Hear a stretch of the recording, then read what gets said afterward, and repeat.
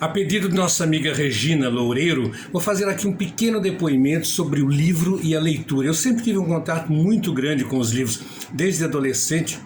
Eu sempre gostei de ler. Comecei a ler coisas assim, muitas vezes, que não era literatura exatamente. Meu pai tinha umas revistas e elas me estimulavam muito a ler, me estimularam a ler literatura. O primeiro livro que eu li, que era literatura, se chamava O Morro dos Ventos Uivantes. Um livro romântico, quando os personagens morriam de amor, mas aquilo tudo me estimulou a continuar esse processo, né, de contato com a leitura, esse processo de se aperfeiçoar com a literatura, tanto que eu acabei depois estudando letras. Então, para mim, o prazer, a leitura tem um prazer, me proporciona sempre um prazer especial. E nesses momentos de isolamento que nós estamos vivendo, a leitura acabou sendo para mim, eu acredito que para milhares de pessoas, uma atividade extremamente rica, importante, significativa e que amplia sempre os seus horizontes. A literatura sempre me fascinou, tanto que eu fui ser tradutor de um lado, traduzi já perto de 40 livros, pelo menos, da literatura alemã, teatro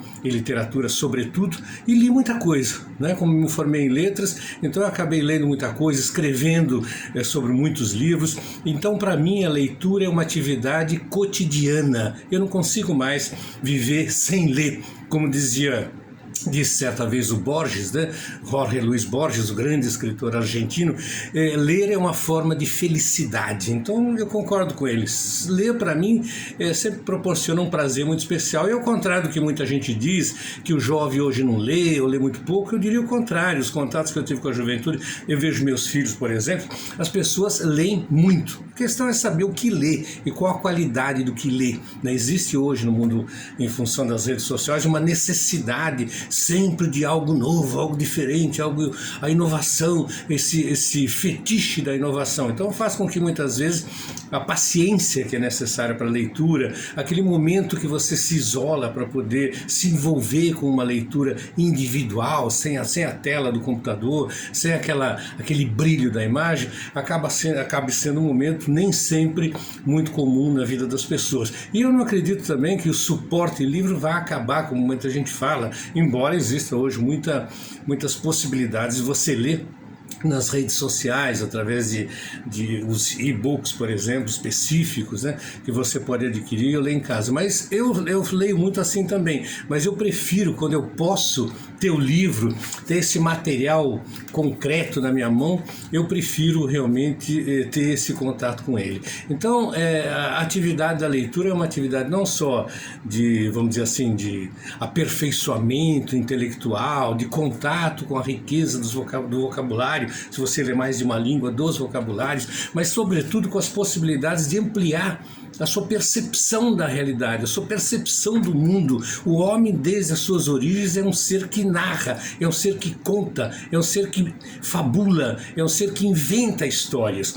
Então essa força da literatura é, talvez assim, o que mais me fascina. Fora isso, é a relação que o poeta, o autor tem com as palavras, o que ele faz, digamos assim, o que ele atribui de novos significados às palavras, o que é uma magia fantástica, né? Você pegar uma palavra e fazer com que ela adquira novos significados, adquira novas reverberações, né? Estimule no seu inconsciente novas sensações. Então a literatura, nesse sentido, de maneira geral, estou generalizando, é algo muito especial e sempre foi muito especial na minha vida. A Regina me pediu que eu comentasse pelo menos alguma coisa sobre livros meus. Eu vou falar rapidinho sobre esse livro de contos que eu gosto muito, né? Pelo menos eu gosto, né? Tem que gostar. Se chama Espelho da Alma, já lancei há muito tempo. São 9 contos distintos, contos curtos. E todos eles têm, vamos dizer assim, passeiam, né, pela minha psique, meus sonhos, meus medos, meus desejos,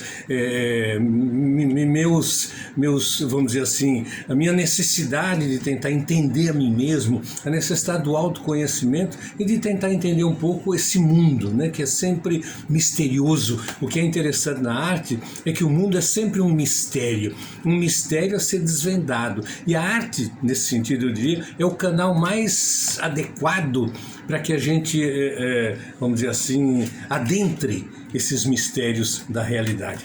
O conto que dá nome ao livro foi fruto de uma experiência que eu tive fascinante na época com aquele chá ayahuasca aqui nas imediações de Guarapari, era o UDV, União do Vegetal, e eu experimentei várias vezes esse chá, e ele abre a sua percepção. Então, dessa experiência que eu tive, eu chegava em casa depois, porque o efeito dura umas 4 horas, anotava tudo, e depois transformei isso, dei uma elaboração, vamos dizer assim, um pouco mais literária, encaixei certas peças, inventei, vamos dizer assim, motivações ali para unir todo esse material, e esse conto deu nome ao livro, que é o Espelho da Alma, como o próprio nome diz, é a busca de autoconhecimento, a busca de você saber quem é, que mundo é esse, o que estou fazendo aqui, qual é a nossa missão. Então a literatura também tem essa força, né?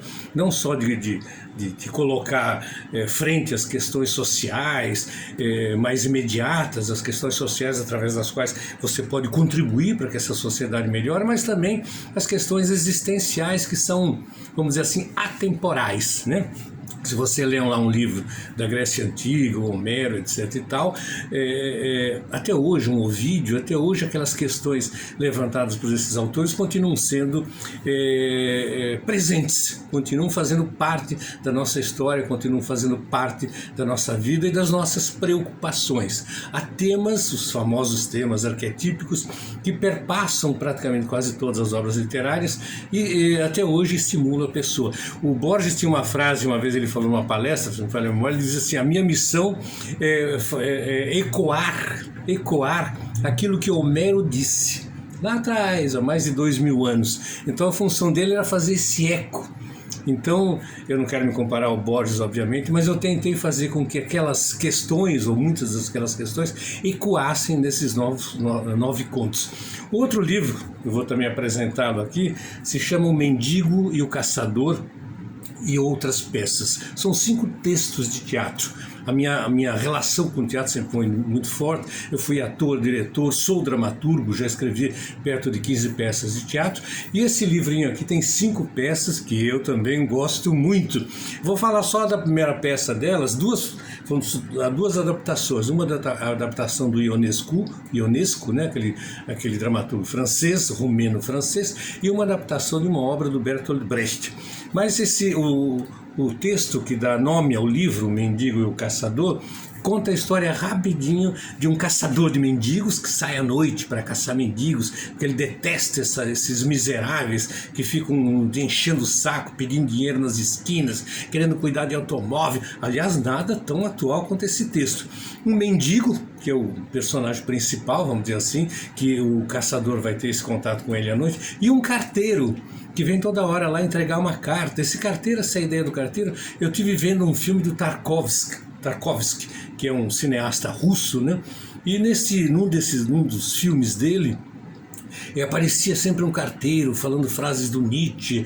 Aí eu peguei essa ideia, né, e transformei um pouco, adaptando as circunstâncias, e na época eu estava lendo Schopenhauer, o filósofo alemão. Então o carteiro fala uma série de frases de Schopenhauer para os dois, etc e tal. No final, o caçador de mendigos dá um tiro no carteiro, mata o carteiro. Enfim, tem um final assim patético, nada tão atual, né, do que hoje nós vivemos no Brasil, sobretudo esse período de ódio aos pobres, ódio aos negros. Veio à tona esse esgoto imenso, né, que estava escondido na cultura brasileira, e esse conto, essa peça de teatro, melhor dizendo, que eu escrevi já há muito tempo atrás, tem essa característica. Então fica aí minha dica: ler é o melhor negócio. Ler faz bem para o coração, para a mente e para o entendimento de si mesmo e do mundo. Valeu!